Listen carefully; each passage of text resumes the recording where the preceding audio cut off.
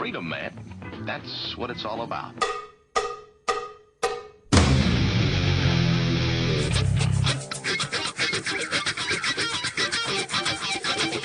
You've got to groove on freedom, like the good book says.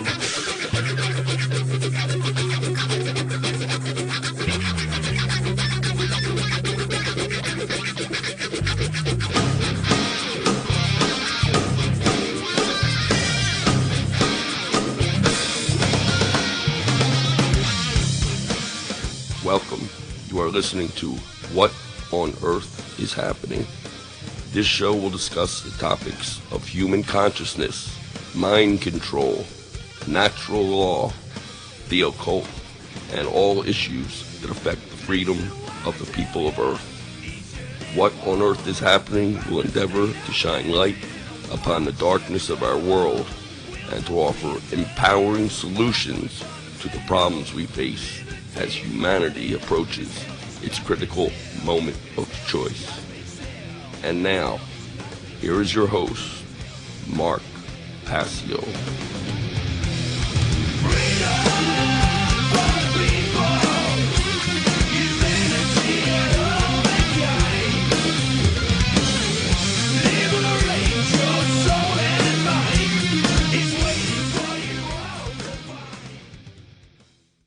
Welcome, one and all. You're listening to What on Earth is Happening. I'm your host, Mark Passio. This show is live every Tuesday evening from 8 to 10 p.m. Eastern Time on whatonearthishappening.com. In the second hour, we'll be joining the Oracle Broadcasting Network over at oraclebroadcasting.com as part of a contribution to the Intel Hub radio show. My great friend Bob Tuscan, who hosts the Intel Hub radio show every Tuesday at the same time as this show, has me on every Tuesday evening for the second hour of the broadcast. And we appreciate that and encourage everybody to check out the intelhubradio.com for more information about that great show. So we have a few event announcements for events coming up in the area, and then I'll give the call-in numbers for the show. And then we'll get started. Tonight we're going to have an extremely dark topic that we'll be discussing. It is going to be about, the show tonight is going to be about human sacrifice, and specifically sacrifice related to goddess symbolism, as we've been discussing over the last couple of weeks. We're going to take a divergence from talking about symbolism, but really not quite so much. Next week, we'll be starting a new topic of discussion and looking at the tradition of Freemasonry from an esoteric perspective. And we'll be looking at the signs and symbols of Freemasonry and what this allegorical tradition has to teach us. So we'll be looking at Freemasonry over the next few weeks. That will tie in with future symbolism that we will be discussing, because understanding the basic concepts of Freemasonry is a prerequisite toward understanding certain Masonic symbolism as it is used in our culture. So that's coming up on future shows. For now, let's get into the event announcements, and I have two of them, as I have for the last couple of weeks. I'll be reading the same two announcements here.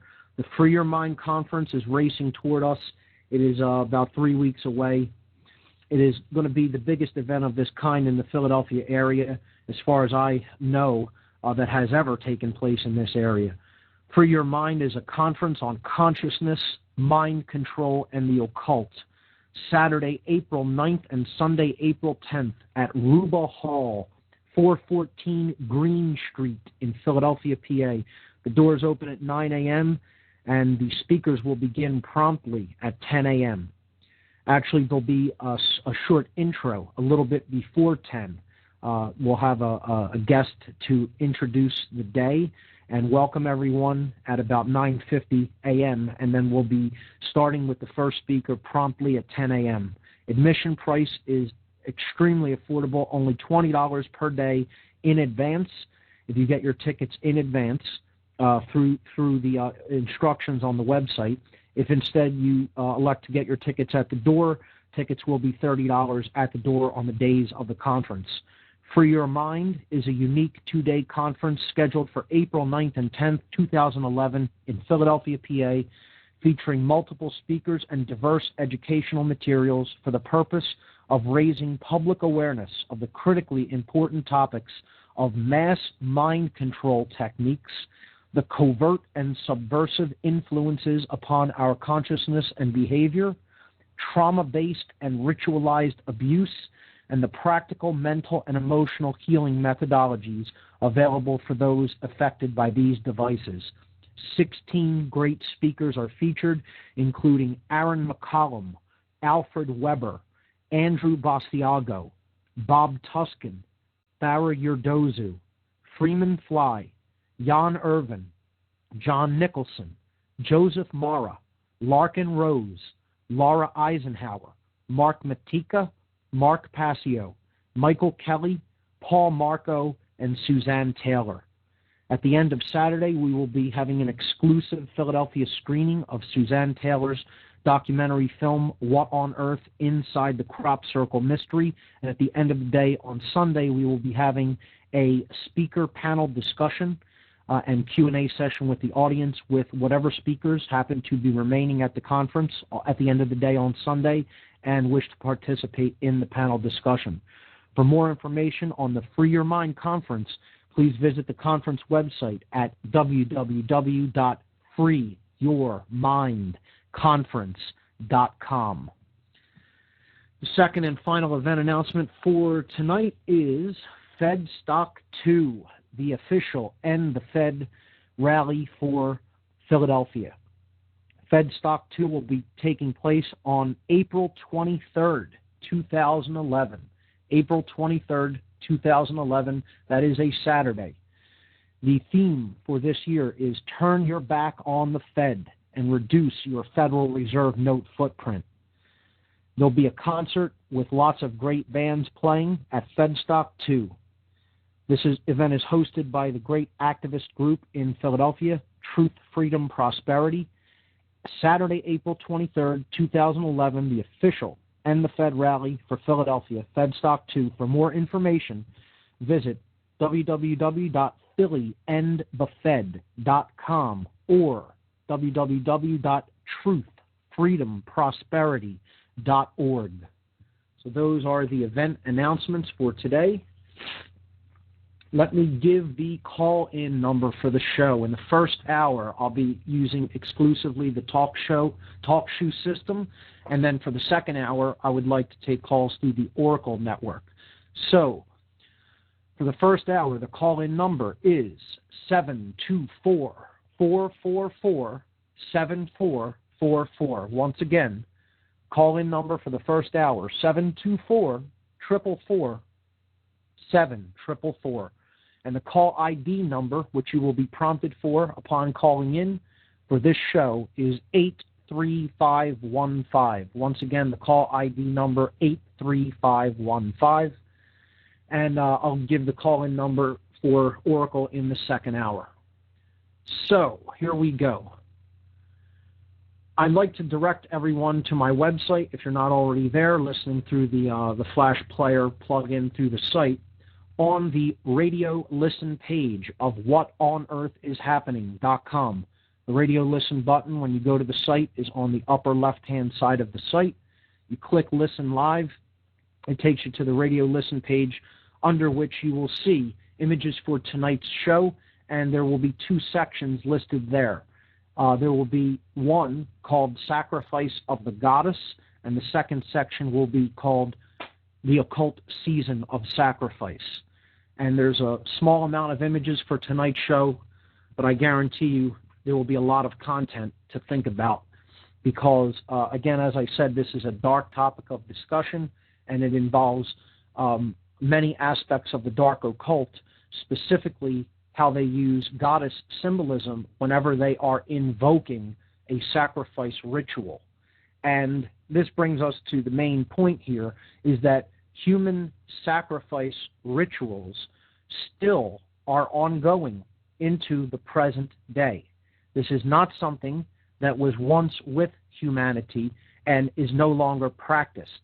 This is not something from the ancient past, although it was done as well into very ancient times.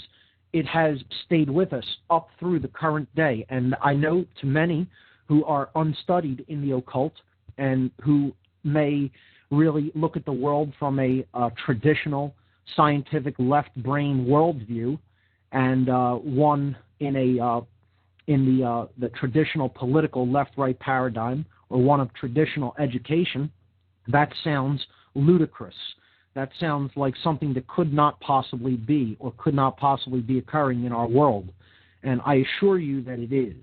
If you understand the occult, understand what its symbols are, what these symbols represent, and what they are basically saying to the people of the earth, you understand that in recurring patterns, symbolism that specifically represents the goddess, okay, is continuously destroyed in ritual enactments in the light of day, in broad daylight, because dark occultists who practice these rituals, and the rituals are indeed about giving blood to the earth, understand what this goddess symbolism represents to them in their religion, in their worldview, in their understanding.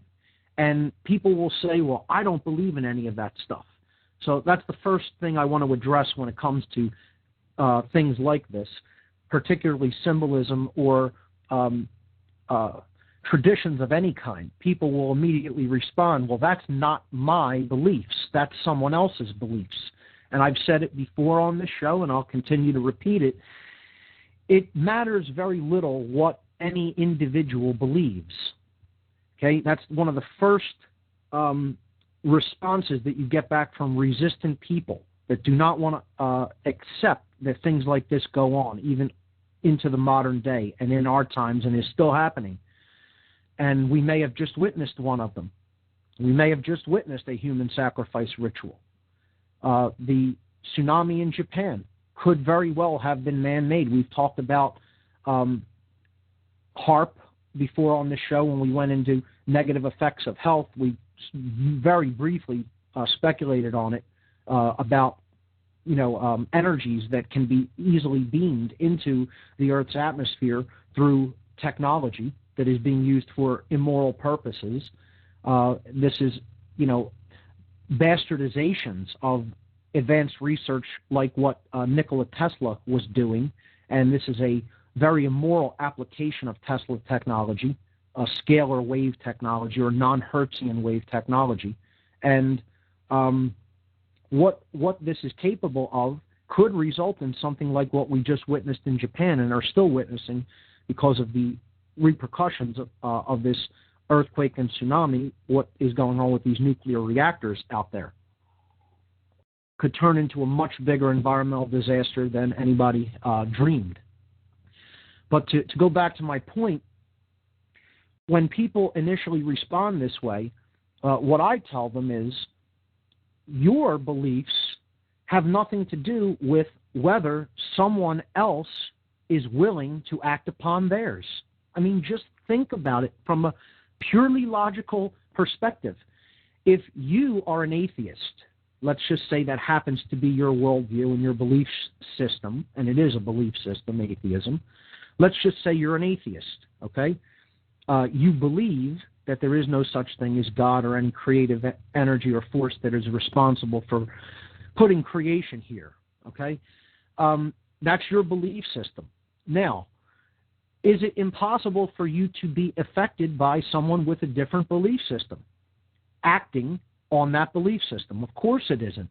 You could be an atheist and a fundamentalist right-wing Christian faction can decide that they're going to go and shoot up an abortion clinic, and if you happen to be in the crossfire of that exchange, it will affect your world, guaranteed. You need not believe in any beliefs that those people happen to believe in to be affected by it. The same thing is true of the dark occult. These beliefs are in existence. People take them into themselves and their own worldview, and they act upon them. Their behavior is based upon what their belief structure entails. Therefore, you don't need to believe in any of this stuff. It's irrelevant whether you believe in it or not. The fact is, I'm simply trying to make people aware that there are people who hold these belief systems.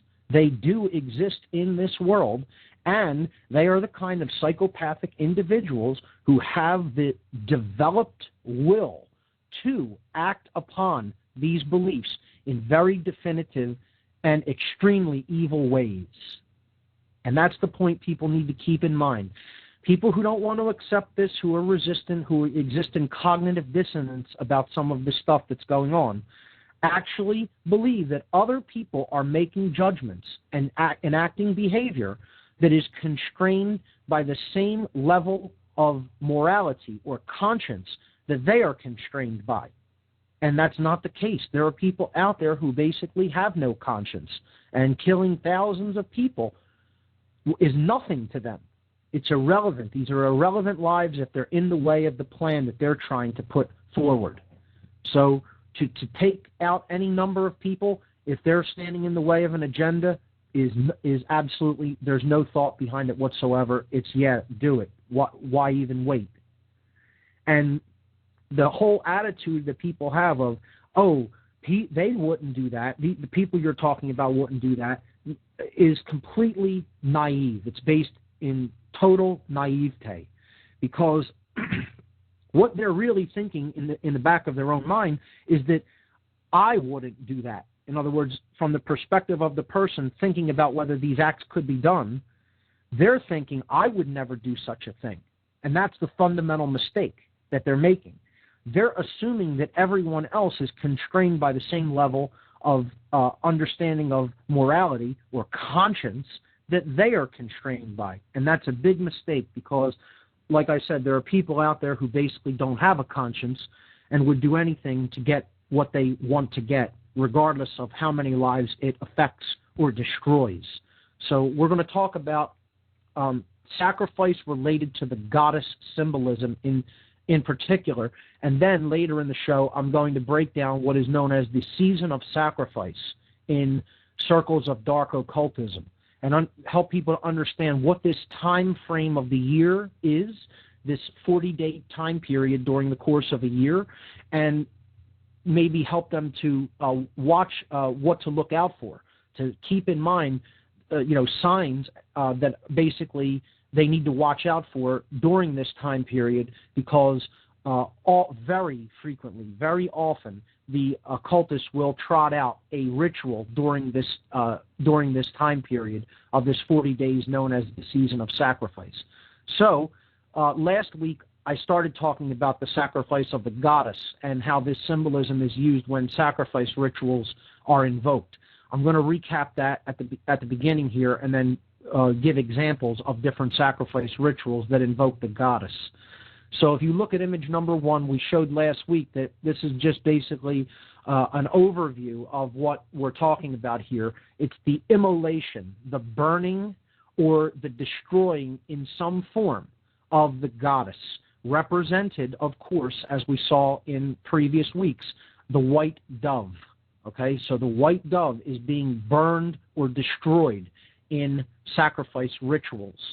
The second image is the first example that I gave of how symbolically the dove has come in to replace the sacred feminine figure, okay, the archetype of the sacred feminine. In Christianity in particular, in the Christian tradition, the dove replaces the Divine Mother or Blessed Mother in the Trinity of thought, emotion, and action, which is actually the internal Trinity, but in this religion, it's given to people in the exoteric form of an external Trinity. So the dove replaces the divine feminine in this three-part equation about consciousness, because it is being set up as the emotional qualities or the sacred feminine qualities to be removed.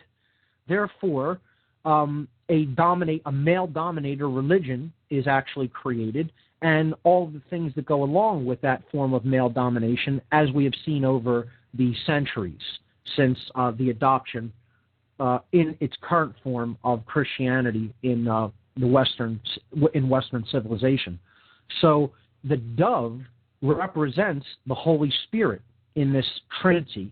And again, it is the sacred feminine being replaced because it is essentially being downplayed or removed. And therefore, it's replaced in spirit only, or it is looked at as a ghost, something which has died from the world, the Holy Ghost. The emotions, or the sacred feminine part of the consciousness, and specifically the right brain hemisphere, is actually what has been significantly downplayed and basically removed from culture. So, in image number 3, which is where we left off last week, if I recall, we were talking about war, and we were looking at an example of a war memorial statue, okay? This is image number 3, and it shows soldiers. I believe, of course, this is a World War I memorial, and I'm not sure what city this is from, but what you're seeing here is a reference to the sacrifice of the goddess. Again, some researchers will look at this as a sacrifice to the dark goddess. I do not agree with that assessment. I think that in these sacrifice rituals, and you can see this repeated over and over again, and we will tonight, the sacrifice is not for a goddess, but it is destroying the goddess herself, because what they are doing is destroying conscience. They are destroying the sacred feminine. Again, that's the critical thing to keep in mind here, is that this has nothing to do with an actual person. The goddess is not an actual person. It is a symbol. It's a symbol for truth, justice, freedom, enlightenment, and compassion. That's what we're really talking about here. That's what the sacred feminine energy or consciousness is ultimately about, because it's ultimately about getting in touch with the inward qualities or the emotional qualities of the self. That's what the goddess symbolizes or represents. So when we are looking at this image of an angel or a sacred feminine being out in front in this statue with her wings outstretched, we're seeing a symbolic analog of the goddess or the dove with her outstretched wings. Okay? Angels are traditionally viewed as white beings, bright, brilliant white light beings, and they have huge wings symbolically. Okay? And this is all analogous to the dove symbolism that we saw here last week. She has her wings outstretched around the soldiers. Now, the word soldier we can break down in green language, and I've done this a little bit on the show in the past, but alchemical language or word plays tell us a lot. And the occult loves word play. They love it, especially the dark occult. They relish wordplay. They like telling people something in a way that is actually derogatory or abusive or in a mock sense, in a pure form of mockery. Yet, the person who is being mocked or ridiculed or abused will not have any idea that this is the case, that they are actually being told what the dark occultists think of them. And you can understand how ancient this form of psychopathy and dark occultism has been with us, because it has indeed been with us for as long as languages have been with us, and since they have been invented, and perhaps even predate that time period. Okay? This is ancient. It's ancient. It's not anything new. For people that think that this is something new now that's going on, go back and do more research to understand how ancient really human enslavement is, and tyranny of all kinds is. It's nothing that's new. It's very ancient.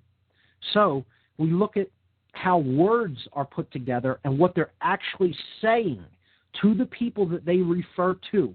Okay, we'll be talking about this a lot in the future. And as a matter of fact, my topic at the Free Your Mind conference is on occult mockery.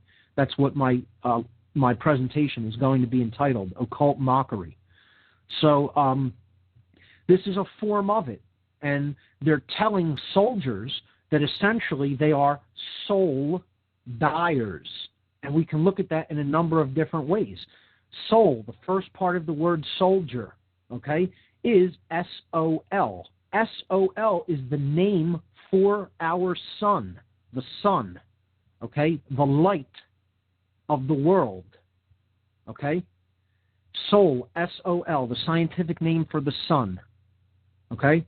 It also represents phonetically the word soul, S-O-U-L, okay? It also represents the word S-O-L-E, soul, as in one, meaning what's being destroyed is the light. What's being destroyed is the actual soul of the individual, their spirit, which is what the sacrifice of the goddess is all about. And what's being destroyed is their unity consciousness, because they are being set upon other people.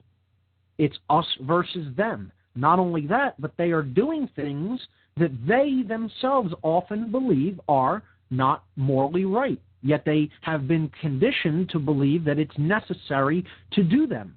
Therefore, they are destroying the unity of their own consciousness through going against, through their actions, what they actually believe to know to be right. So they're going against, their actions are being turned against their own thoughts and emotions. Therefore, they become a being that is basically divided within. Their consciousness itself is divided amongst their own selves, meaning they are not a soul. They are not one within. They are divided. And this word, as I said before on previous podcasts, in the Hebrew tradition is called Satan. This is where we get the word Satan from in Christian tradition. Satan means the adversary, the one who opposes. It means the opposition. It means the one who rips apart from within, the internal adversarial force. So this is the dark side of conscience. This is the destroyer of conscience. Okay, in the equation, when you see symbolically represented conscience by an angel on the right shoulder and a devil on the left shoulder, the Satan force is that devil. It is that beast. Okay, it's that demon that is inwardly existing. It's the dark voice in our mind. Okay, that tells us go against what you know to be true. Go against your feelings. Do this even though you know that it's wrong. Okay. And there's 100,000 justifications. There's 100,000 different justifications that people will come up with. They'll say, "Oh, you don't value, that your freedom was fought for." Actually, there are times when people need to take a stand against tyranny, but the amount of wars that have been fought that are really about that are negligible in comparison to the wars that are orchestrations, that are basically fought for resources and for the protection of a specific elite group over another faction of the same elite group, or in many cases, the elite group controlling both sides of the equation of war in a dialectic, in a dark example of dialectical mechanics, which we talked about when we discussed controlled opposition as a method of mind control, just to create and manage the outcome, to create a specific outcome that they had planned all along. Many times wars are fought just for the management of the outcome of the chaos that results from the war. So war is a manipulation game. But more than that, it's an example of human sacrifice in the modern day. When you look into the occult and its symbols, you see that soldiers or soul dyers, okay, the second part of the word is dyer, D-I-E-R, one who is dying, okay? The soul dyer goes off to a field of sacrifice. That's what the battlefield is. It's an altar of sacrifice. This is a ritual that is being conducted. That's what war is. It's a modern-day human sacrifice ritual. And the soul dyers, the soldiers, are clad in occult symbolism. And this is what I'll be talking about at the Free Your Mind conference. I won't get deeply into that tonight, but they put symbols of occultism all over their uniforms, the medals that they are given, okay, are also occult in nature, the symbolism upon them.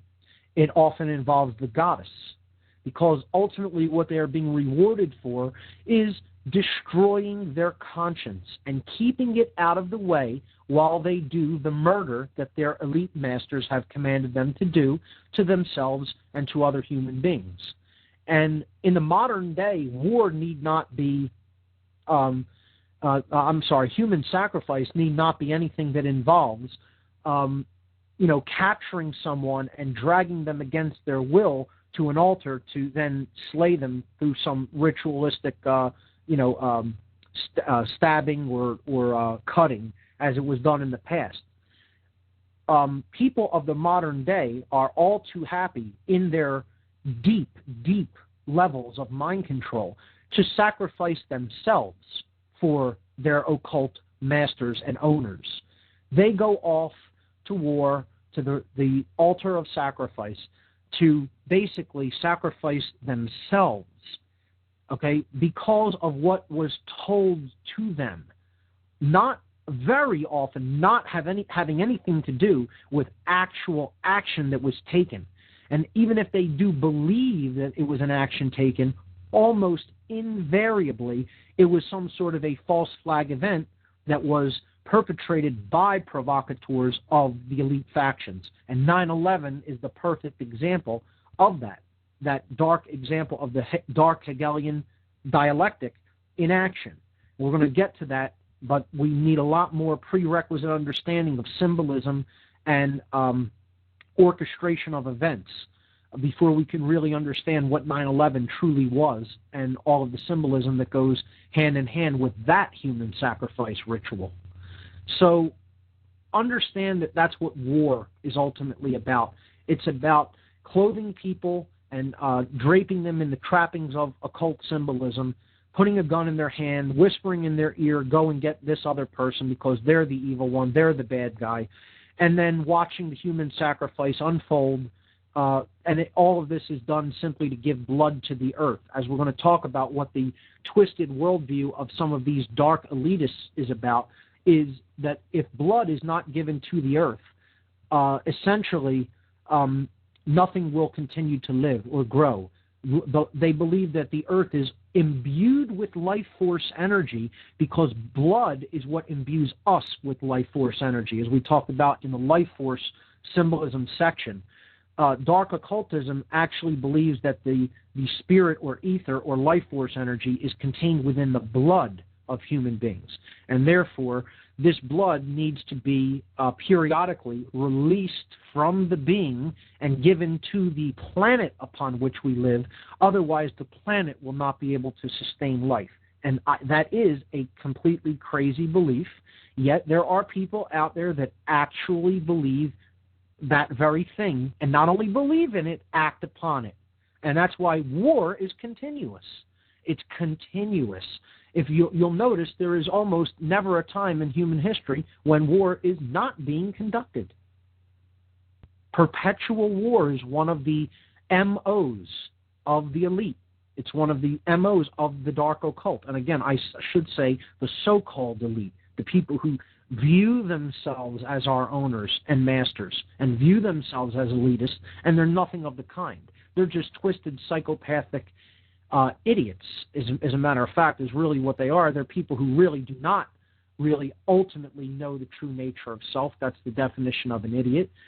They think that they do, and they have really no idea, because if they did, they wouldn't act the way that they act. As I've said before, quoting the philosopher Yang Ming, to know and not to do is not to know. So if your actions ultimately betray what you say you know, you don't really know that thing. You only claim to know it. So let's look at image number 4 as we go forward here. And this is where the symbolism of the dove and the goddess, which are essentially analogous to each other, are going to become very clear. Now, these are seemingly unrelated events. The death of Princess Diana, the hurricane in the south of the United States called Hurricane Katrina, which happened back in 2005, the Columbine High School massacre, okay, and the Virginia Tech school shootings. All right, we're going to look at we're going to look at what all of these human sacrifice rituals, which indeed is what they are, had in common. So, the first thing to notice is that the former Prince of Wales, Diana, okay, shares the name of a Roman goddess. The Roman goddess Diana is one of the names that the goddess is named after. Okay, in goddess tradition, Diana is the Roman name for this goddess. So, if you look into the whole story about what happened during Princess Diana's accident, and you really deeply research it, you understand that this was not an accident. I'm not going to go deeply into detail about this because it would take up the whole show. You can read lots of information about this online and in books. If you just research Diana, Princess Diana, murdered. Okay, that's really all you would need to put in. Maybe I'll put in some links for this research for the podcast this week. But Diana's death was not an accident. The royal family did not like her, the royal family of England. They wanted her out of the way. They understood that she was coming into her own as far as people really, really liking her, loving her, wanting to listen to her message. She had a lot of people's ears about what was really going on in the world, and she was affecting change in great numbers. And when they find a person like that, they don't want to keep them around very long, because that person does truly have influence and has the ability to get a lot of people to listen to them. So if you look at the whole story with her driver and the tunnel that she went through, where it passed on the way to Paris, it passed an Egyptian obelisk. It went into a tunnel. There was essentially another variation of the goddess's name. Okay, there is so much to this that is symbolic, not to mention her name. And they put a memorial of a burning torch, an ever-burning torch, again, goddess symbolism, in the place where she actually died, above the place where she died in that tunnel. All of this adds up to the fact that Diana's so-called accident, which led to her death, and also she was left there untreated. We don't really know what went on during the time after the accident and when so-called help arrived, because, coincidence of coincidences, all of the cameras that normally watch that strip of highway in Paris were all malfunctioning simultaneously. That's just incredible how that works, that there was no visual record available because the cameras, which normally record everything, were suddenly malfunctioning on that day. Look into it. There's so much more to it. I don't have time to go into all of it on one show, but understand this was a ritual sacrifice, and it was done to get Diana out of the way because she was becoming an outspoken proponent of peace, anti-war activism, and really helping many causes of true humanity, as opposed to the fake causes that the elite set up as vehicles of their fake brand of care, really to get exorbitant amounts of money into their systems of control through their tax-exempt foundations. But what Diana was doing was actual good works, and they didn't want that to last very long, because it would have snowballed into something much larger with her level of fame. And again, her popularity, which is far beyond what any other member of the royal family ever had or could dream of. So they decided to basically take her out in a ritual sacrifice element, which also may have involved Manchurian Candidate-style mind control programming of the driver. If you look into this deeply, you'll understand that this is not something that is just being speculated about. There's a lot of research to back this up, and I'll probably post some links and documents for further investigation in the podcast section with this show. So, the key thing to keep in mind here is that this is the sacrifice of a goddess. Again, she's a sacred feminine figure that is developing true care. She is named after the goddess, and she is ritually murdered. Okay? The second example is where you will see symbolism used in form, okay, or in this case in architecture. And this comes up over and over again. Architectural symbolism is something that we are going to cover when we come back to symbolism after a few weeks. I'm going to be covering Freemasonry next because that's a prerequisite to understanding talismanic symbolism, or symbolism that is used on money.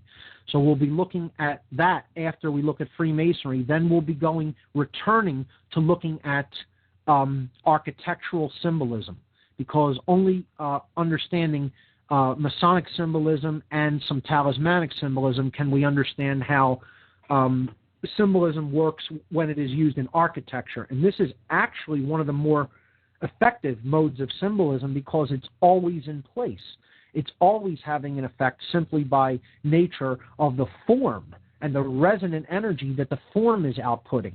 Now, again, that's also a concept that many people will find difficult to grasp or to accept, but form in and of itself is a form of energy.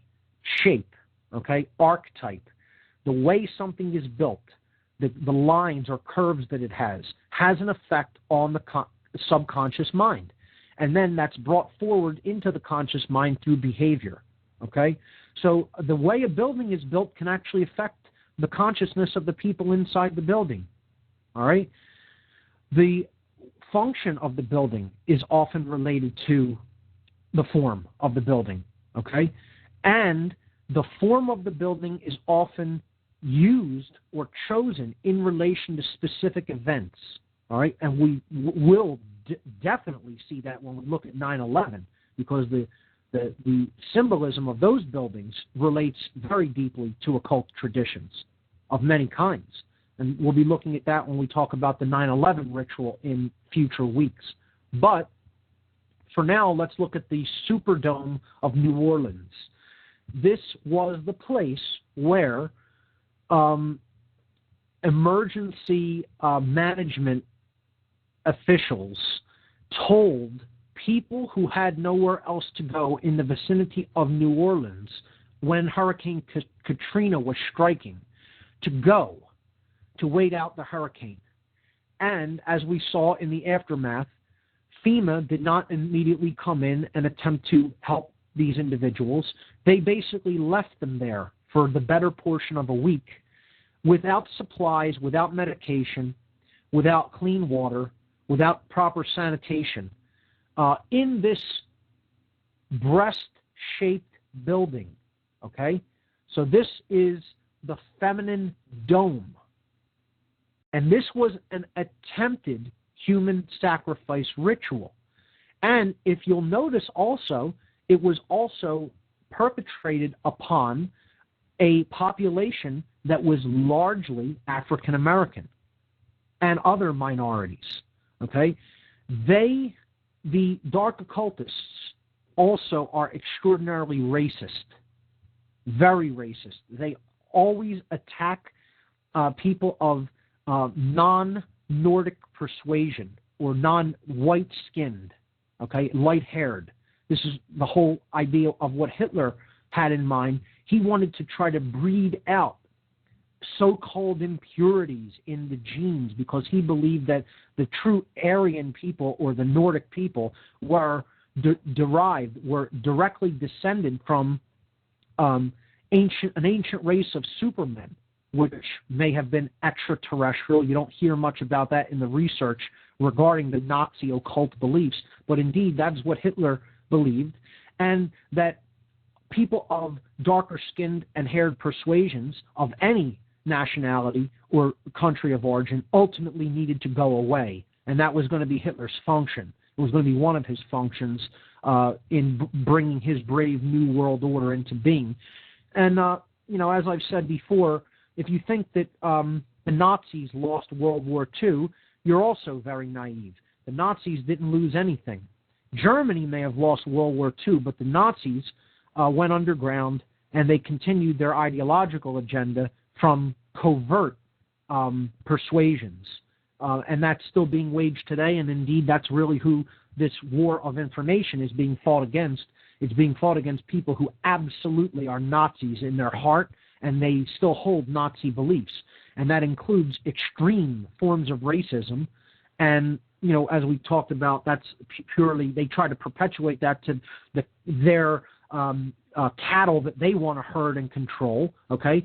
So they try to get as many other people to be racist so that they'll turn against each other in this divide and conquer strategy, which we talked about in Methods of Mind Control previously on this show, so that people will become weaker because they'll be fighting amongst themselves. And essentially, they really accomplished that to a large extent in the ritual of Hurricane Katrina by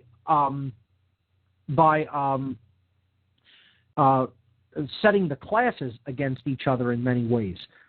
Rich people had an opportunity to get out, or people who at least had the means to get out of that city during the warnings that were given, left, and many people who were poor and did not have the actual means or the transportation capabilities were left in the affected region and left to fend for themselves.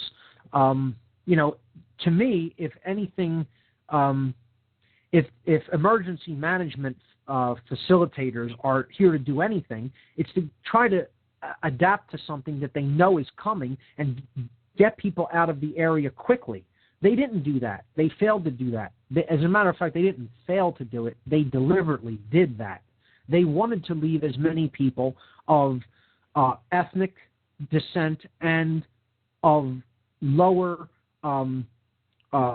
class status as far as money goes in that region, because they knew exactly what was coming. And they wanted as many people as possible to die or be extremely weakened by what was to come. And in doing so, the place that they knew the most disease would breed would be in a confined location. Okay? So they told people to gather together where they knew resources would run out very quickly, where they knew that it would be very difficult to get a fresh line of supplies to, and where they knew sanitation, the sanitary conditions would degrade extremely quickly. Okay? And you can just look at some videos or pictures of what the Superdome looked like, and you'll understand what I mean if you haven't already seen those pictures. Okay? The Superdome itself is shaped like a breast. Okay? It is shaped like a sacred feminine symbol. Okay? The breast, which is a symbol of nurturing and motherhood and care. Okay?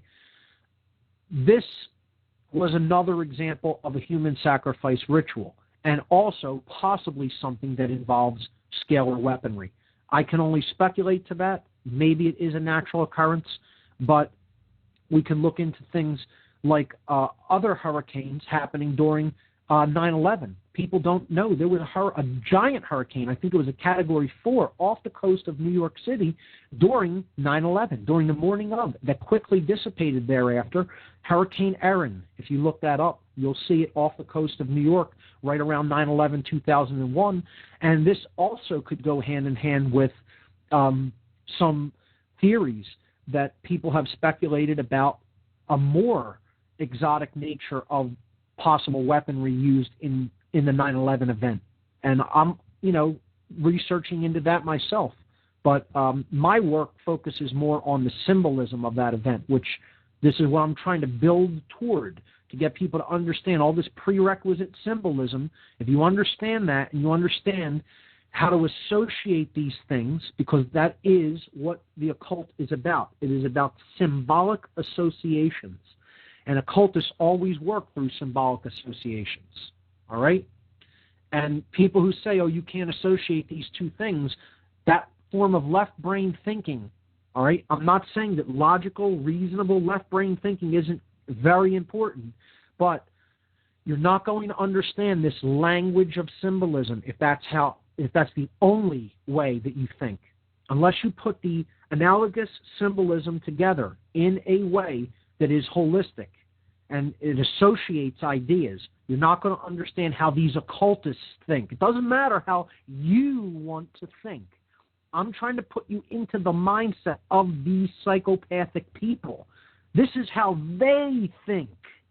That's the main point. If you're going to pull one main point away from this, understand that.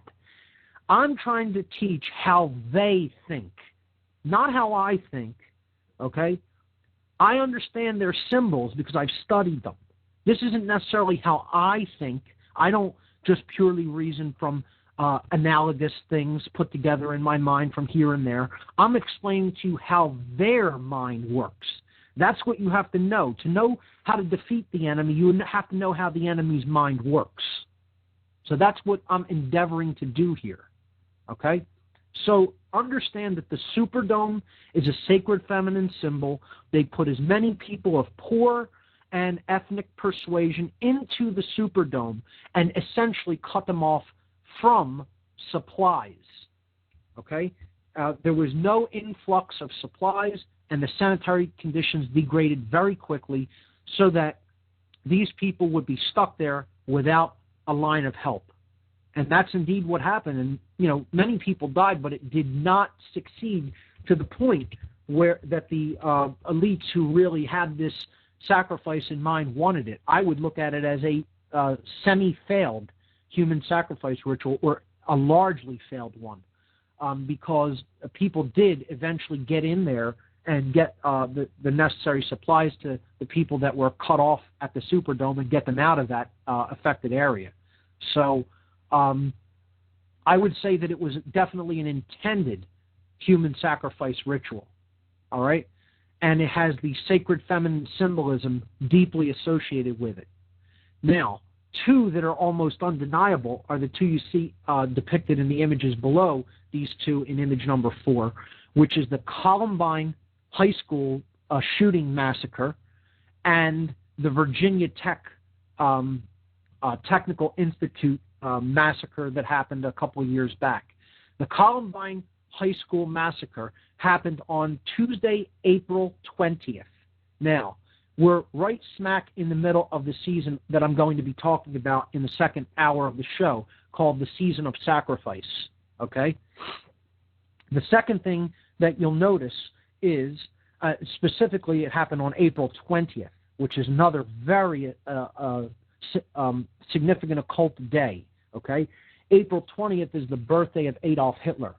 And last year, in 2010, on the 20th of April, we had another attempted human sacrifice ritual, which caused incredible destruction environmentally and as far as life goes, mostly with animal life, okay, and is still being felt, the repercussions of which are still being felt. This was the Gulf oil spill disaster. That happened on April 20th. Now, you could keep arguing these are coincidences, that things just happen on these dates. You'll also see the date of the 11th incurred over and over again, okay? 9/11. The Madrid bombings, I believe, happened on the 11th of the month, okay? Just the other day on 3/11, and, I didn't specifically come out and say it, but I said we're going to probably need to watch in the second hour of the show for events such as this coming up soon, and it came even before I expected it. On 3/11, many people said watch for some sort of false flag event happen on this day. On 3/11, you have the Japan earthquake and tsunami and the subsequent nuclear disaster that's unfolding before our eyes right now. Okay, so to go back to Columbine, look at the name of the school where this was done. Columbine High School. It is named after Columbia, or Columb, the dove. The name of the high school where this happened on April 20th, 1999, okay, was Columbine High School, and that is named after the goddess herself.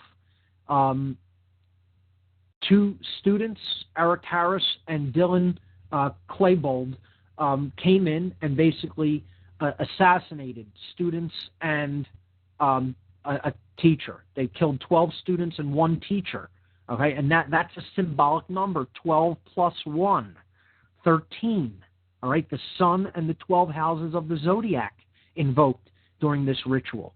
These children were on psychotropic medications. Psychotropics have been used they were on antidepressants, what I call the demon drugs, the SSRIs and the SNRI drugs. We've talked about that extensively on this show.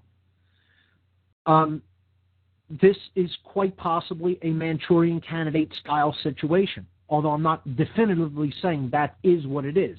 So you have to keep an open mind and understand if it's not orchestrated, which there is a possibility that it is, it may very well be an example of what's called synchromysticism. And synchromysticism needs to be kept in mind when we discuss this. This is the universe itself, the underlying creative intelligence of the unified field, actually orchestrating events. Some people have called this the hand of principalities. Some have called it a hidden hand. Some have called it the hidden chiefs, as it's often referred to in the occult. All right? Of a higher level mental force in the universe that is just self-existing, okay? A principality or something of that nature, okay? Some people have referred to them as angels. This is where it becomes speculation to me. I'm not going to say what I believe definitively about this, but I'd encourage people go and check out the movie The Adjustment Bureau, which is out now, and it's excellent. This is an example of the dichotomy between the arrangement through higher forces and free will. And the movie is all about free will. And the main hero of the movie, it's phenomenal. It emphasizes how important and precious free will is. The main scene is enacted at the Statue of Liberty, another invocation of the goddess. And I believe this is all allegorical. This is all allegorical and symbolic. And the movie paints a very powerful moral lesson. And I encourage people to check it out. I thought it was phenomenal. It's not, I guess, the highest quality Hollywood production out there, but for what it is, it was pretty well done. And again, it teaches a lot about the preciousness of free will. Now, in synchromysticism, this higher level intelligence that is just inherent to creation orchestrates events to try to reach us with a message that is nonverbal, that is unspoken, that simply has to do with patterns that we must become conscious enough to see and interpret for their meaning. And I have to throw that out there as a possibility for what these rituals indeed represent. I do believe that they're more likely orchestrated. I lean toward that, but I keep an open mind that it may be synchromysticism as well. One example I think was clearly an orchestration was the Virginia Tech shooting, okay? And the Virginia Tech massacre happened within the season of sacrifice, which I'm going to lay out what that is very shortly when we go to Oracle Broadcasting. This happened on Monday, April 16th, 2007. Right in the middle of the season of sacrifice, okay? It happened on a Monday as well, okay? This is Monday and Tuesday are days where they really like to bring these events forward, okay? Not always, but very often.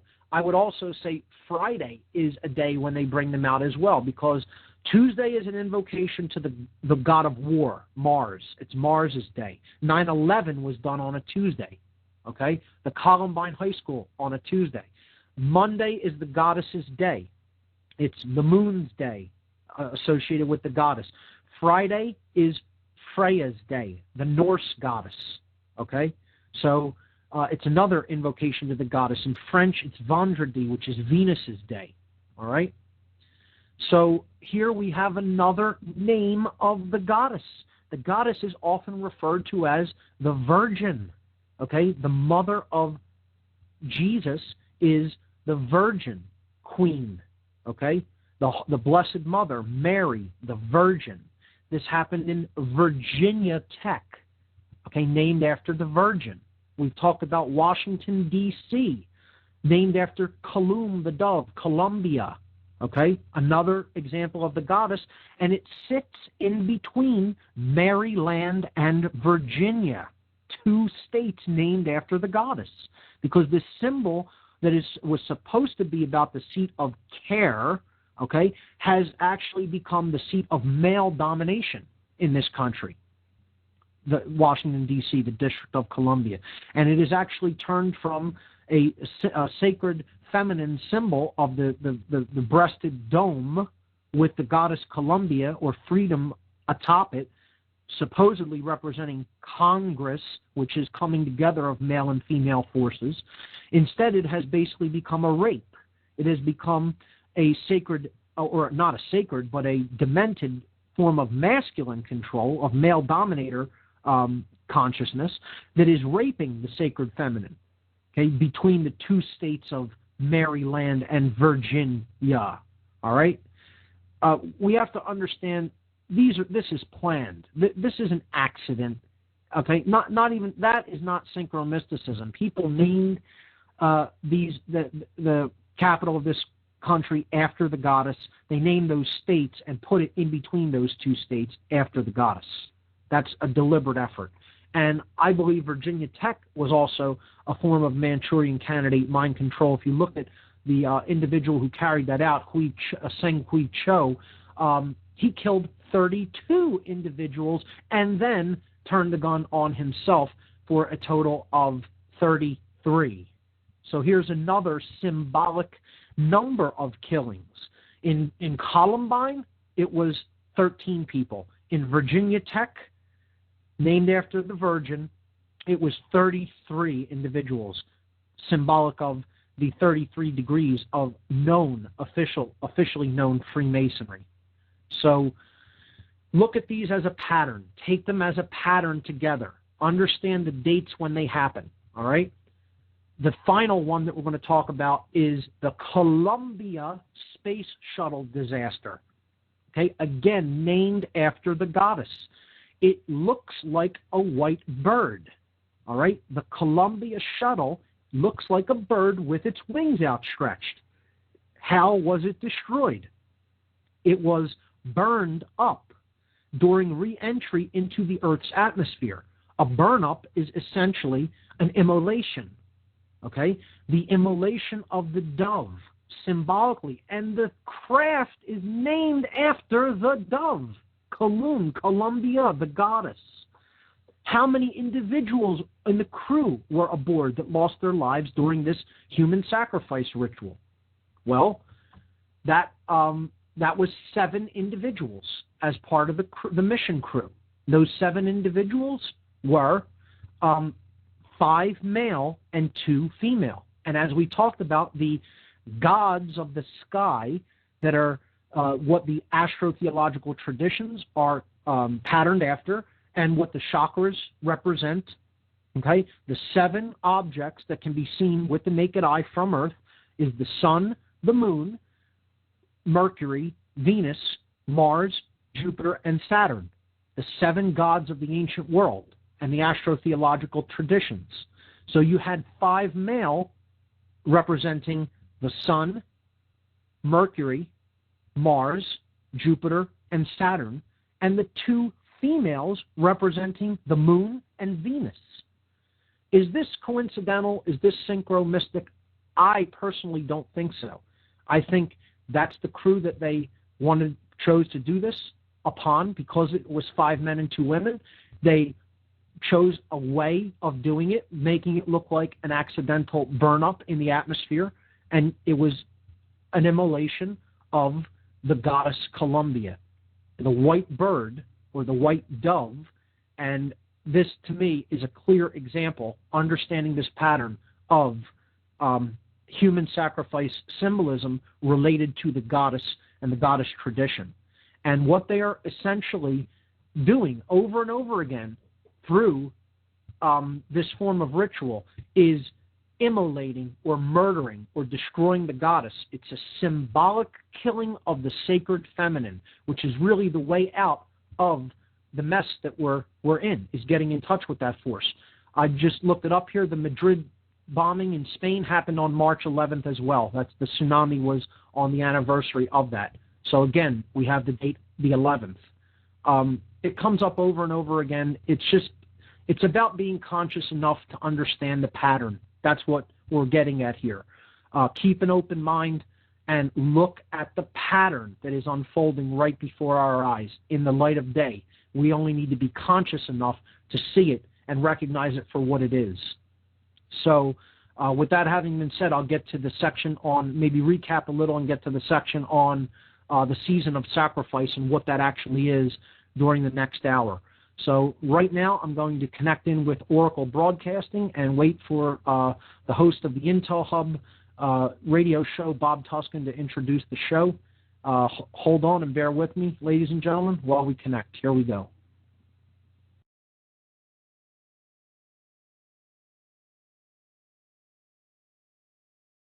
You have reached the Oracle Broadcasting Radio Network call-in line. After the beep, please say your name and where you're calling from, and the on-air host will take your call momentarily. Mark Passio, what on earth is happening?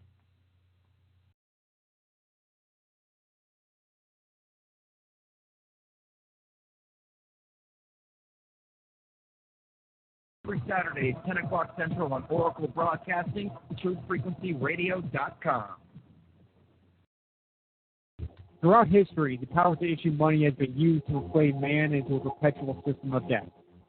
Power of the Purse Volume 1 is a 4-hour and 50-minute documentary film that dissects the true history of the people who have controlled the monetary systems of the world. It exposes how bankers have historically engineered artificial economic booms and busts to consolidate wealth and power. It exposes the Hey there, Mark. Is that you, buddy? Funding both sides. Hey, Bob, how are you? Good, man. The corrupt central bank Just had a good hour with Stanteo. Fantastic, man. Great guest. And a good segue to your topic tonight, I think. Awesome. Many allusions to the modern-day monetary system and how what is this sacrifice-based ritualistic stuff going on, man? I know. It's a bizarre belief system, and the people who enact it have the will to do it because they're psychopathic in nature, and they don't care who they hurt to get it done and to get their will accomplished. I hear you, man. Hey, Philly's coming up sooner rather than later, man. Less than a month. Yep. It's going to be great, man. A lot of people are looking forward to it. We're selling a lot of tickets. It's going to be a great event. I'm looking forward to it, that's for sure. Getting a lot of publicity, too, man. Freeman, even though he's not hosting his show on Oracle, he's got Frater X doing it for him. He's been plugging it every night. So. Nice. And we've been plugging it, and stuff will start to add up. And then you went on Jan's show again, and he plugged it. Yep, I've been getting a lot of traffic through that, so I think things are going well. Great, man. All right, here we go. Stand by, 15 seconds, and then we'll jump right into what on earth is happening. Do not end the fight.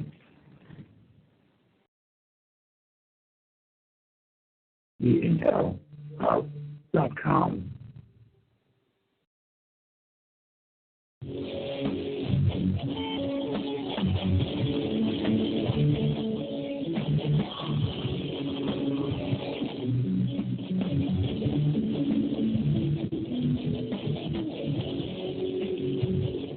What on earth is happening, folks? Bob Tuscan, TUSKIN. Feel free to add me on that Facebook crap. Anyway, tonight Mark will be taking a look at the occult human sacrifice rituals involving the goddess symbolism, as he's been covering on past shows. And, of course, his show has a wealth of information in previous programs, so check out all the archives at his website. What on earth is happening? We bring to you on the Intel Hub radio show every Tuesday evening for the second hour of the program. What on earth is happening with Mark Passio, and we always kick it off with his introduction, and let's see if I can pull that up. Where did it go? I think my program crashed, and I forgot all about it, so we might have to skip the introduction tonight, Mark. Let's see here. I just love the sound of it, though. Let's see if I can play it in the next 2 seconds. If not, we'll jump right into what on earth is happening with Mark Passio, who is standing by with us, ready to go. Let's see. Can you hear this? I hope you can. Can you hear that? Maybe not. Hey, Bob, all right, I'm going to queued up here. I can launch into it. Here we go. All right, let's start with your intro music. You play it on your end, and I apologize about the glitch there, and we'll jump right into it. Freedom Man. That's what it's all about. Here we go. Freedom Man. That's what it's all about. Oh, no, Mark. Skip the music. It's not meant to be.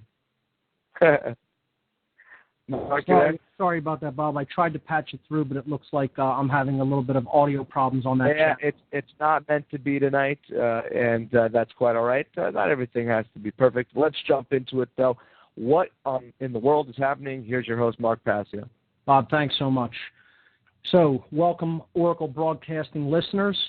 You're listening to What on Earth is Happening. I'm your host, Mark Passio. This is the segment of the Intel Hub radio show that I host every Tuesday evening at 9 p.m. Thanks, Bob, for that introduction. In the last hour, we were talking about a very dark topic of discussion, which we're going to continue in this hour.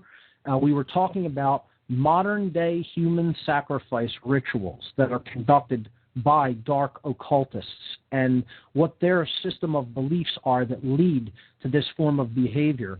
And we were looking at examples in the modern day of sacrifice rituals, what I believe were sacrifice rituals, that involve the invocation of the goddess symbolism that we looked at last week, and actually in the last couple of weeks.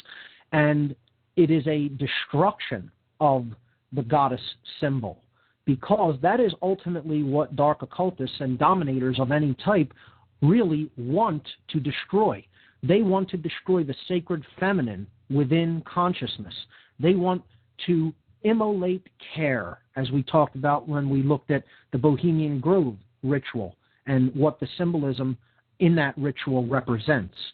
So if you've been listening to this segment, you'll follow the tapestry here. And it is indeed a tapestry. If you haven't, I encourage everyone to go up to my website at whatonearthishappening.com and look at the podcast section there. You can follow it back from the time I started this show about a year ago and catch up to date. And the tapestry is woven throughout those 50 weeks of shows that I've been doing. So, with that having been said, what I want to do, actually, at the top of this hour for all of the Oracle listeners is just announce the Free Your Mind Conference. This is a conference that's coming up here in Philadelphia that I am a co-host and organizer for, and this is racing toward us and coming up in early April.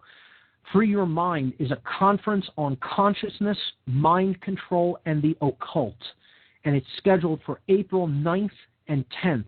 In Philadelphia. That's Saturday, April 9th and Sunday, April 10th. The location is Ruba Hall. Ruba Hall is at 414 Green Street here in Philadelphia. And the doors will be opening at 9 a.m. The speakers will begin at 10 a.m. on both days. Admission price is only $20 per day if you get your tickets in advance by visiting the website. If you get them at the door, the tickets are $30 per day. Per person. Free Your Mind is a 2-day conference for April 9th and 10th, 2011 in Philadelphia, featuring multiple speakers and diverse educational materials for the purpose of raising public awareness of the critically important topics of mass mind control techniques, the covert and subversive influences upon consciousness and behavior, trauma-based and ritualized abuse, and the practical mental and emotional healing methodologies available for those affected by these devices.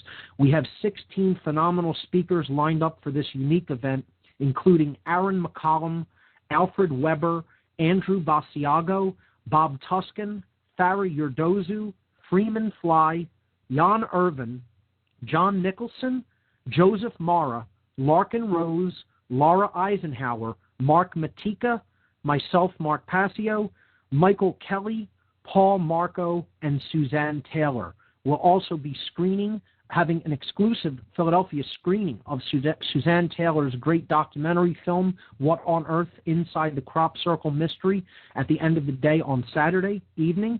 And on Sunday evening, we will be having a panel discussion and Q&A session with whatever speakers happen to be remaining at the conference at the end of the day and want to take part in the panel discussion. So I encourage listeners on Oracle to please check out the Free Your Mind Conference. If it's something you feel you can attend, we would love to have you at the event. For more information, go to the conference website at www.freeyourmindconference.com. Free Your Mind Conference coming up April 9th and 10th here in the city of Philadelphia. So let me go forward back into the topic. And what we were talking about at the end of the last hour was goddess symbolism being invoked in human sacrifice rituals. We talked about war as being a human sacrifice ritual. Okay? We talked about the removal of the sacred feminine from the so-called Holy Trinity, okay, being replaced with the symbol of the dove as the Holy Spirit. But instead, the Divine Mother of that equation has been removed or taken away or relegated to the status of a ghost, the Holy Ghost. The Spirit has been removed. It's been killed from the world, okay? We looked at the death of Princess Diana, also named after one of the goddess incarnations known as Diana in the Roman tradition. Diana was the goddess, okay? We looked at the sacred feminine breast as a symbol, the symbol of the breast itself, or the dome, a domed building, often used to invoke the sacred feminine. And we see how that is subverted in Washington, D.C. It is dwarfed by the obelisk or the phallic symbol of the Washington Monument, okay? In the example that I gave as a human sacrifice ritual, we looked at the Superdome in New Orleans, shaped like the sacred feminine breast, where thousands of people were herded into that building who were unable to leave that affected area during Katrina back in 2005. And they were left there without food, without medical supplies, in horrendous sanitary conditions, and FEMA largely did nothing about it for almost an entire week. So we saw two other examples invoking the goddess's name. Columbine High School. We'll talk about that more, Mark, on the other side of the break, folks. We're coming up. You're listening to the Intel Hub Radio with Mark Passio and What on Earth is Happening.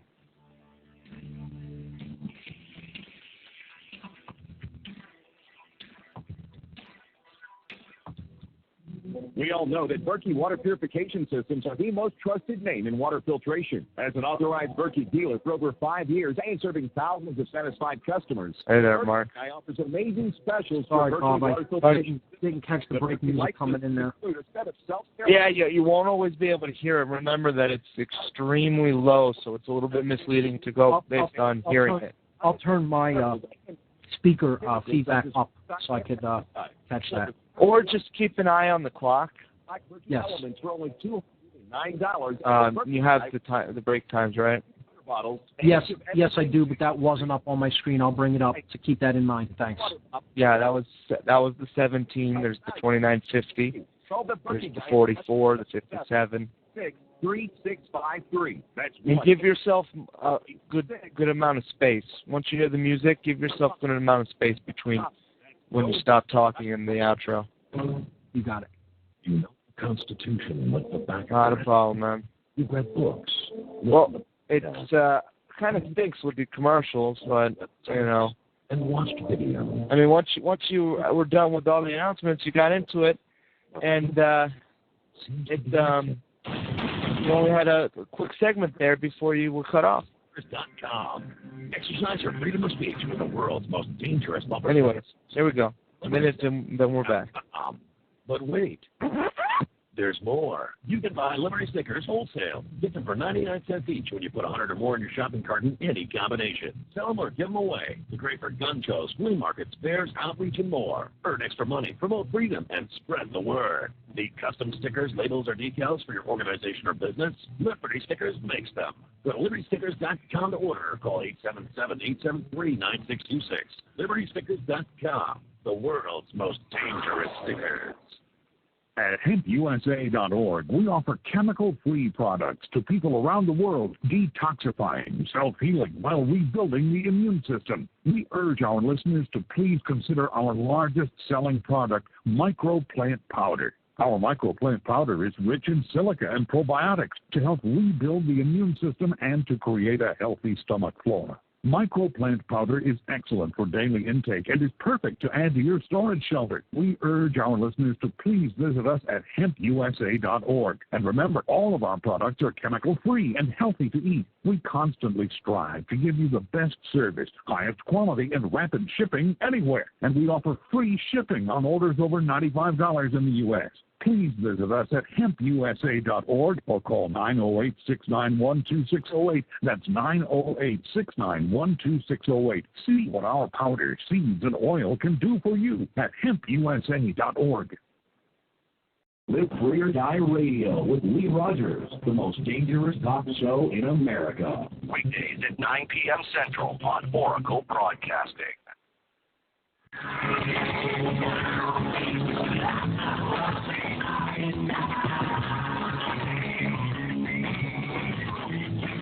All right, we're back on What on Earth is Happening as part of the Intel Hub radio show. I'm your host, Mark Passio, on my website, whatonearthishappening.com. I would like everyone to go to that website and check out the images there that I have listed for the discussion tonight. If you go to the radio listen page on the website, there you will see images for tonight's show, and you will see two sections, Sacrifice of the Goddess and the Occult Season of Sacrifice, which is what we are getting ready to talk about tonight. Before we do so, I want to bring up the two of the sacrifice rituals to lead into this segment that I talked about in the first hour, and that was the two school shootings. Okay, these are basically destructions of innocence of people who are very young. Okay, now whatever you think of high school students or college students, that's not the point. They are invoking the destruction of youth. Okay, like they do at Bohemian Grove as well. They burn a child. Human sacrifice rituals very frequently involve the young. Soldiers are also quite young, usually between the ages of 18 and 25, the vast bulk of them. These are people who really have not fully, truly understood the important things about life yet. They really are often very confused individuals and are trying to sort out what's really going on in the world, and most of all, what's going on within themselves and in their own life and how their life fits into the bigger picture. So you have to understand these sacrifices often involve people who are not very learned or well-read or well-educated. It's people who are loners and isolationists and people who basically already have some sort of emotional issues going on within themselves that can be used for these rituals. I believe that that is what was done during Columbine and Virginia Tech, and understand that these two rituals both invoke the name of the goddess. Okay, the Columbine high school shootings, which happened on the morning of April 20th, 1999, were done at a high school that was named after the goddess, Columbia. Okay, one of the names of the goddess is Columbia. It comes from the derivation comes from the French language and other Romance languages, which the root kalum stands for dove. It means dove. Okay, so the goddess symbolism of the dove here is being invoked at Columbine High School. All right, 13 people were killed. We talked about that as a symbolic number. The sun and the 12 houses of the zodiac. It's the killing of the light. Okay, again, the light is also associated with the sacred feminine because the illuminated torch is one of the goddess's symbols, as we saw when we looked at the Statue of Liberty and Columbia in general, the symbolism for the goddess and the dove. Okay, Virginia Tech also happened within this time period that I'm about to talk about. This happened a little bit earlier in the year. It happened April 16th, 2007, but it was also well within the time period, the 40-day period called the Season of Sacrifice, which is what the main topic of this hour is going to be. And for there, we're going to start going to the images that are in the second part, the second section on the website there. It says the occult season of sacrifice. Okay, so here's the second example here that I'm offering as an example. The Virginia Tech massacre happened in Blacksburg, Virginia in 2007. It happened during this occult season of sacrifice that we're going to be bringing up. And it is also named after the goddess, the Virgin, Virginia. Okay, we talked about the District of Columbia being situated between two states that are named after the goddess. The male phallic energy of the government, okay, male dominator, okay, being placed in between the two sacred feminine states named after the sacred feminine, Maryland or Maryland and Virginia, the Virgin. Okay, this is not accidental.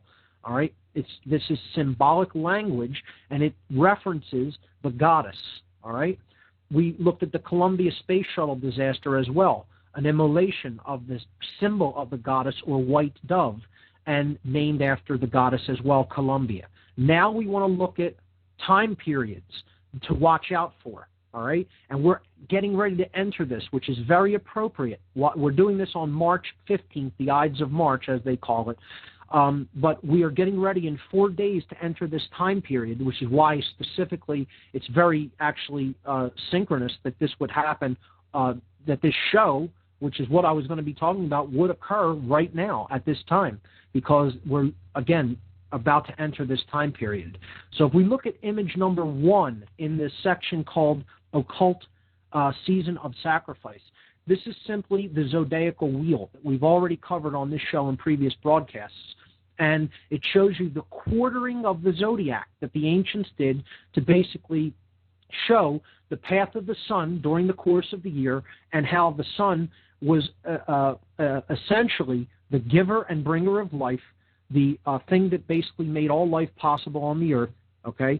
And to show when the seasons of the sun's vibrance and high points are during the course of the year, to know when to plant and when to harvest, because then in the darker time of the year, which we call the autumn and winter, crops do not grow very well, and basically that's a season of death.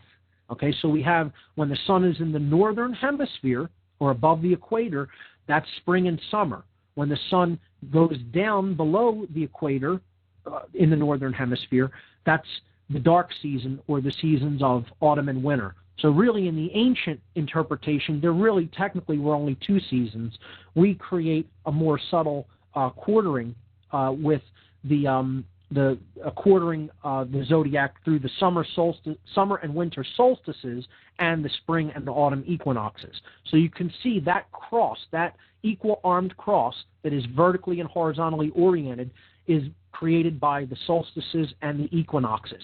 That's the equinoxes are the time when the sun is right at the equator with relation to the earth. It does not make any angle with respect to the earth's equator. Okay, and what drives this angle is the tilt of the earth with respect to its orbit around the sun. That's what creates our seasons. We talked about this in the astrotheology section many weeks back. The 4 seasons then basically create the spring, the summer, the autumn, and winter, and we have the favored season being the season when the sun is above the equator, being halved by the summer solstice line. Okay, so that creates spring there in the first part of that coming up above the horizon, above the equator mark, the 0-degree point, and then before it sets below that point, it passes through its high point, the summer solstice, and into the season of summer. Okay, so the sun goes around this in a clockwise fashion during the course of a year, and at the midpoints of this quartering of the zodiac into the 4 seasons, we see the main Sabbats, or the holidays, the special days of the occult. Okay, these were celebrations in ancient times, and up through the modern world they still are, although they carry a very dark connotation in the dark aspects of the occult in the modern world. And I'll try to briefly explain what these Sabbats were about. May 1st is the critical one to keep in mind tonight. This is May Day, or Walpurgisnacht, St. Walpurgis Night. Okay, Hey, Mark, Mayday. Let me interrupt real quick, and we'll get back to that at the other side of this break. I'm getting reports now that, of course, iodine has been depleted in most stores, but we have an alternative for our listeners. Check out using iodine. Where's my notes here? Iodine, nascent iodine, NASCENT, nascent iodine as an alternative. We'll have that linked up to the intelhubradio.com. Don't go anywhere. More with Mark Passio. What on earth is happening?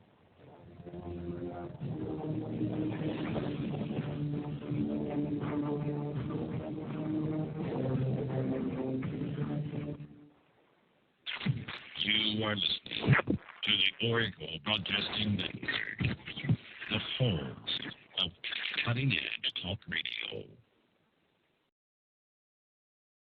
A wealthy U.S. citizen is predicting that in 2011, we will witness the most important day in America in more than 50 years.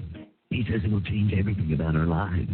The way you shop, travel, invest, educate your children, and even how you take care of your health and your family.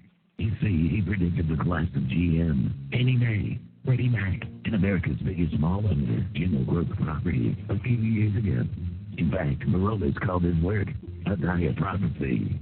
And it's a real eye-opener. I can't stress this enough. You should at least watch this free video online today. He explains everything you need to know, including simple steps you can take to protect yourself. You can find the video at www.apeofamerica10.com. Although this video may be offensive to some audiences, it's worth checking out. Again, that's www.apeofamerica10.com. The Oracle Broadcasting Radio Network is on a mission to bring you the best in cutting-edge talk radio. Oracle Broadcasting is a true beacon of free speech, uncensored news, and relevant information that depends on the support of listeners just like you. You can help us expand our reach and inform the masses. Promote the network by clicking the Socialize link on the left-hand side of the OracleBroadcasting.com website. Using the simple tools provided, it is easy to spread the word about Oracle Broadcasting on social networking websites, blogs, news feeds, and many other ways with just one click. You can also help by becoming an Oracle Broadcasting member today. For just $5 a month, you get access to the member stream. It allows you to listen to all of the great shows from Oracle Broadcasting in 128K stereo CD audio quality. To find out more, go to oraclebroadcasting.com. And thank you for listening to the Oracle Broadcasting Radio Network.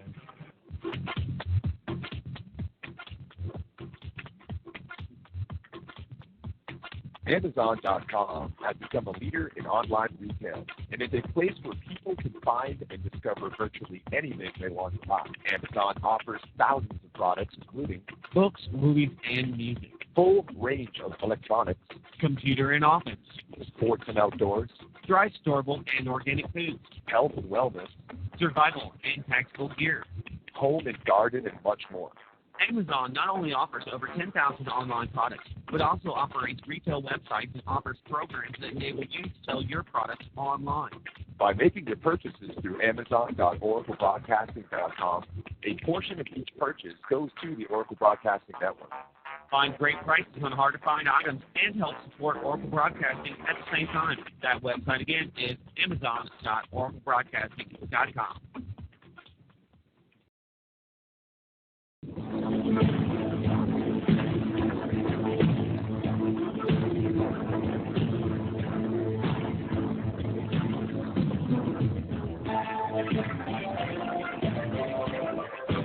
All right, ladies and gentlemen, we're back on the What on Earth is Happening segment as part of the Intel Hub radio show here on Oracle Broadcasting. We were talking about the occult season of sacrifice, and I'm attempting to basically get to the explanation of what that is and how it is invoked and what to watch out for coming up in the next 40-day period starting on March 19th. But the prerequisite understanding of this is a simple understanding of the Earth's motion around the sun, how that creates the four seasons, how the ancients would quarter this into the four seasons on the zodiacal wheel, and the midpoints of these seasons being the high points of the season, so to speak, and when the occult traditions of the ancient world would celebrate as a holiday the very midpoint of these 4 seasons. So the first we were looking at is the midpoint of spring, or May Day, okay? May 1st. This is Walpurgisnacht. It's actually on the stroke of midnight between April 30th and May 1st. And again, these are always celebrated at midnight. This is the first Sabbath, okay? And this is the spring fertility rites. This is when some form of offering would often be made to the earth in the form of a sacrifice to ensure a bountiful harvest come harvest time, because the spring is your planting season, okay? So you can see that the bull, which is another symbol of fertility, is the midpoint of spring, Taurus there, and that is the earth sign, okay? Spring is ruled by the earth sign of Taurus. In the summer season, the Sabbath midpoint is known as Lammas Day. This is also called midsummer, okay? And that is the midnight between July 31st and August 1st, all right? And this is the high point of the sun at Leo, because this is the season when the sun basically comes into its strongest energy, okay? It is a roaring lion with a mane, that being symbolic of the rays of the sun, okay? And this is basically another celebratory festival, Lammas, in general, during the midpoint of summer. Now, and it is also like a sort of like a thanks celebration, to give thanks for the harvest of food and abundance that came about through the planting season in the spring. It is also a glorification of the sun in general, because that's what makes everything grow. So this is a celebration of the sun and a form of thanksgiving, so to speak, to the abundance that was derived, again, from the planting season.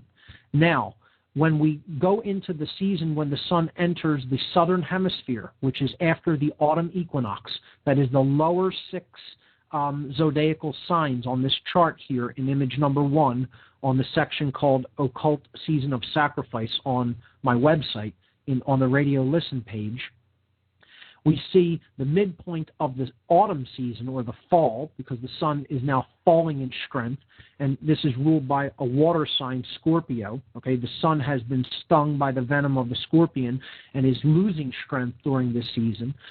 Its midpoint is directly at the midpoint of Scorpio, which is October 31st. Okay, this is the midnight between October 31st and and November 1st, and this is called Hollow Mass, or Samhain, as it is written here. That is a Druidic word, and basically this part of the ritual is this part of the Sabbath's Hollow Mass is essentially about death. Okay, it is essentially about valuing life that is lived in its fullness, and also giving homage to the souls that have moved on and are dead. Okay, that are no longer in incarnation within the physical world. Okay, so it's known in the Christian tradition as All Saints' Day, November 1st, and All Souls' Day then follows it on the 2nd, I believe, of November. So this is like an honoring of the ancestors, of the spirits that have moved on beyond this world, and this is also a time when sacrifices are conducted. Okay, I would say this date is probably the second greatest point of sacrifice during the occult year, and is considered the second most important, next to Walpurgisnacht, or May 1st. There is also another major Sabbath that happens during the winter season in the midpoint of Aquarius, and that is Candlemas, also known as Imbolc in the Druidic tradition. That's on February 2nd. And this is kind of like a celebration of the spring getting ready to come on, okay, and looking forward to the time of life and rejuvenation, okay? So this winter is halfway over, and basically it is a looking forward to what's going to happen during the next year. the next year of the sun cycle. And we see this in prognostication rituals like what we see during Groundhog Day. Groundhog Day happens on February 2nd, or Imbolc Candlemas, because what they're basically doing is judging by the weather patterns whether they think there's going to be a gentle second half of winter leading to a prosperous spring where you could start planting early and ensure a greater harvest, or whether the winter is really going to hit very hard and you're really going to need to ride it out through your supplies, and the conditions for planting may not be as favorable during the next coming cycle. So that's what this part of the year is often about. It's a hopeful ritual, and one in which you're basically putting intentions forward that the second part of winter will not be too extreme. So those are the 4 occult holidays. These are the occult Sabbats, as they are known. And what I want to talk about mostly today is May 1st, Walpurgisnacht. And I want to address your attention to the time period between the horizontal line at the left-hand side of the zodiac between Pisces and Aries, the spring equinox, which we are coming to in a few days, and the midpoint arrow, the red midpoint arrow of the spring season, which points through the center of Taurus, of the house of Taurus, okay, which points at Walpurgisnacht, or May 1st. This 40-day period between March 19th and May 1st is referred to in the occult, in the dark occult, as the season of sacrifice, okay? This is the time period where sacrifices would be offered to ensure a harvest that would ensure that crops would grow, that the sun would look favorably upon the earth, that there would be this sacred marriage between the sun and the earth to create a lot of food and a lot of prosperity. So this is when dark occultists that are looking for their prosperity during the course of the year will often invoke some form of a sacrifice that is connected with mind control. Okay?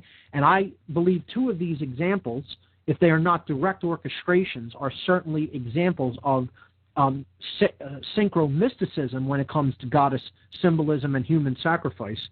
I lean more toward the purely orchestrated component of this. They often happen during this 40-day period. Now, there's 365 days in a year. So statistically, we're talking about something that is significant for events of an extreme negative nature having to do with mass killing to happen during this 40-day time period. It's not statistically insignificant, all right? So we're going to look at why this is considered their season of sacrifice, what it actually represents. In the next 2 images, we're going to see how different occult symbolism relates to this season or time of the year and what it really ultimately means. So we look at the sun's motion with respect to the earth and the earth's plane of orbit with respect to the sun. We understand that's what creates the seasons. In the second image, which is image number 2 in the section called Season of Sacrifice, we see the solstices and the equator. Okay? So this is another way of looking at the sun's motion. It just keeps going up and down along that line. It goes from the middle point to the top, then back to the middle, then to the bottom. And that's basically how the sun progresses during the course of the year with respect to the angles that it makes with the Earth's equator. The top line is the summer solstice, and that is when the sun is at a 23.5 degree northern angle at the Tropic of Cancer. The midline is the equinoxes, when the sun is at 0 degrees, equal days and nights, okay? Equal amount of light and darkness, hence the name equinox. That's the break music. You're listening to What on Earth is Happening. I'm your host, Mark Passio. We'll be right back, ladies and gentlemen.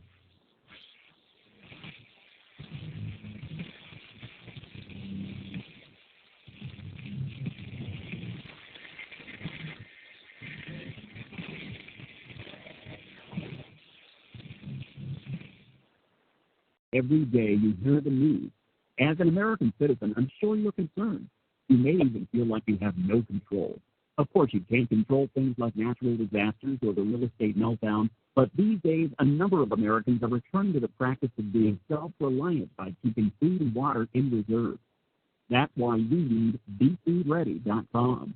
BeFoodReady.com has high-quality, delicious foods that are savable and storable. The foods are dehydrated, so all you need to do is add water.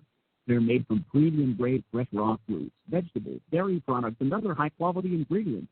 Our stuff is awesome, and it's available in single packets for less than $2 a serving. When you buy it in a pack, it can be 91 cents or less, depending on the package that you're getting. And these foods can be stored for as long as 15 years. Log on to our website to watch a short video, learn about our food selection, how to start your own business, and how you can try 6 meals for free. Log on to BeFoodReady.com. Hey, this is Jack Blood, host of Deadline Live. For years now, I have been cheating the multinational pharma cartels and have avoided expensive doctor bills by taking Enerfood products every day. These are the products that the powers that be do not want you to know about, and with Codex Alimentarius legislation are actively trying to ban. Why? Because if you take Enerfood coconut milk powder and switch to all organic NutriCafe coffee and Cocoa Mojo, you won't need them. Go to enerfood.com today to learn more about how a daily inexpensive intake of nature's superfood will increase your immune system by flushing out toxins, and how this will increase your energy, stamina, and focus. You know, you can't take on the New World Order from your couch. enerfood.com, or give them a call today, 866-762-9238, 866-762-9238. Tell them Jack Blood sent you.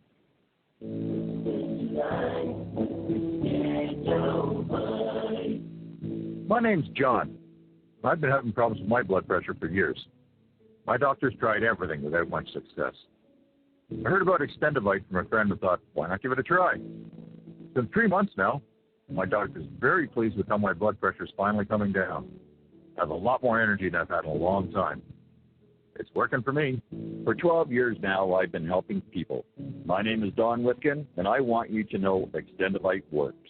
If you're looking for more energy or just want to be as healthy as you can, now is the time to join the growing list of real people benefiting from Extendivite.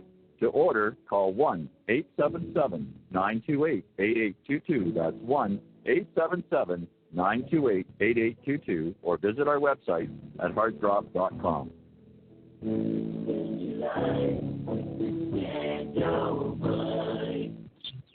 This is Jack Blood, your radio gun. You're listening to Oracle Broadcasting Network, the home of tyranny-smashing, cutting-edge talk radio.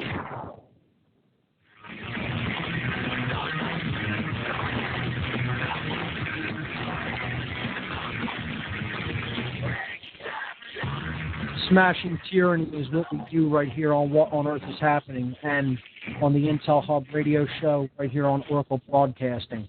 So we were talking about the occult season of sacrifice before the break. This is the last segment for tonight. We have 2 images left to make our way through. We were talking about why this is considered the season of sacrifice to the dark occultist, because it is all ultimately about the killing of the light. It is about the killing of the goddess as well, the bringer of the light, okay, who bears the light into existence, as we saw with goddess symbolism representing the divine sacred feminine force that ultimately is about our emotional qualities that bring forward to the light of day true reason and true understanding, and then true moral action in the world. So in the image number 2 in the season of sacrifice section, we see the zodiacal wheel depicted in a form with the sun upon it, and the midpoint of that image, the midline, okay, the equatorial line, okay, that depicts when the sun is at 0 degrees with respect to the Earth's equator. This is the points that we refer to during the course of the year as the equinoxes, equal day and night. Okay, equinox means equal night in Latin. So these 2 points, the sun makes no angle with respect to the Earth. Okay, so you get an equal amount of day and night. All right. This is what we're coming up to on March 20th of this year. Okay. March 19th is a big date in the occult as well, okay? And it's specifically because it is the eve, usually, of the equinox, the spring equinox, when the sun is at the equator point, at exactly 0 degrees. Now, this lower 6 houses of the zodiac, okay, in the lower portion of the zodiacal circle, is referred to as the tomb of the sun, okay? It is referred to as the sun's grave, coffin, or tomb, because this is the time when the sun is in, of the year, during these 6 months, that the sun is in the southern hemisphere. And the northern hemisphere is not favored by the capabilities of the sun, by the growing capability. It is not favored by the warmth of the sun, okay, or the energy that the sun outputs to basically bring life to whichever hemisphere it is in. Hence, when it is in the southern hemisphere, the northern hemisphere is experiencing its death season, okay? Things do not grow. When it is in the northern hemisphere, there is a rejuvenation of the earth, and crops then do grow, okay? So, on the second right-hand side of this image, we see the date March 22nd. This is when the season of sacrifice comes into being. And symbolically, this date represents something to dark occultists. This is because it actually breaks the equatorial line. The whole disk of the sun is not at the equator anymore, okay? It actually comes up above the imaginary line that defines the equator, the sun's disk, okay, as you can see visually depicted there. So this is the 3rd day after the beginning of the equinox, okay? So again, on the 3rd day, the Son of God rises from the dead, okay? This is all about astrotheology. We talked about astrotheology extensively. This is the root of that part of the Christian exoteric tradition. It is about the sun rising after 3 days of darkness. 3 zodiacal houses, he was at its lowest point of power at the winter solstice, December 21st, 22nd, okay? After 3 days, he is born, okay? Symbolically at Christmas, December 25th is when the sun starts moving back north again, but then he rises out of his tomb after 3 days, Capricorn, Aquarius, and Pisces, the 3 houses, zodiacal houses that comprise winter. So that's what you're seeing here. And then they repeat this cycle in 3 actual physical days, okay? After the spring equinox, the 3rd day is March 22nd, 322. That's what it represents. This is the rising of the sun, okay, or Lucifer rising. The sun or the light looks in Latin, and fere means to bring. The light is being brought to the northern hemisphere, okay? And again, dark occultists are in fact Luciferians. Okay, they are a solar cult, all right? So I wrote here, on the 3rd day after the spring equinox, the sun breaks past the equator, thus fully emerges from its tomb of the southern hemisphere. This symbolically represents Lucifer, the light bringer, rising from the dead to begin his journey toward his highest place of power at the summer solstice, okay, which you would see at the top of that zodiacal wheel depicted, okay, right at that line, at that vertical line, all right? Lucifer means looks plus fere, in Latin, light bringer, okay? These high and low points of light can also be seen in the cryptic tracing board of Tubal-Cain. This is connected with the Royal Arch degrees of Freemasonry, and it is shown below. Okay, this is when you are starting to be introduced to what is known as illuminized or illuminated Freemasonry. All right, and there you see astrotheology symbolically depicted. You see the planting season and the season of death. Okay, the season of life and death. Above is the season of life. That's the arch, okay, is depicted on top of that season of light. You have those 6 zodiacal houses. And then below is the season of death, there with the sarcophagus below and the light streaming down into it from above, depicting that we symbolically need to get out of our spiritual death and come to the light. But as you see at the top, the world is kind of in ruins or disarray, because that is what enlightenment is about. It's coming to enough awareness or light to understand how much the world is certainly in disarray and disorder and chaos. That enlightenment doesn't have extraordinarily positive lessons to teach us about our current state. Okay, it has extraordinarily positive messages to teach, but it's showing us that we're not nowhere near there yet, and we have a long, hard, arduous journey ahead of us if we're going to create a world that resembles order or peace or harmony or freedom in any way. And that's what this tracing board is explaining. Now, this can also be seen by turning the first-degree tracing board of the entered apprentice degree onto its side. Okay, and you see that, and we haven't gotten into the symbols of Freemasonry yet, so this is kind of jumping ahead, but it's a brief explanation. These pillars represent the three lines we just saw above. They represent the solstices and the equinoxes. Okay, the solstice, summer solstice, is depicted as the pillar of the sun or strength. That's the pillar of Jachin in Freemasonry, or Jachin. Okay, and that's when the sun is at its highest point of power. That pillar represents the Tropic of Cancer, 23.5 degrees north of the Earth. The Earth is symbolically depicted as the floor of the house because we have to stop identifying with base consciousness and earth-bound, ego-bound consciousness. And we have to start to understand the consciousness of the gods, okay, or the consciousness of higher beings depicted there by the sun, the moon, and the all-seeing eye. The pillar of Boaz there symbolically represents that dark pillar at the bottom, symbolically represents the winter solstice, December 21st, 22nd, when the sun is at its lowest point of power. Hence, in this example, it is represented by the moon, or the sun during its dark season.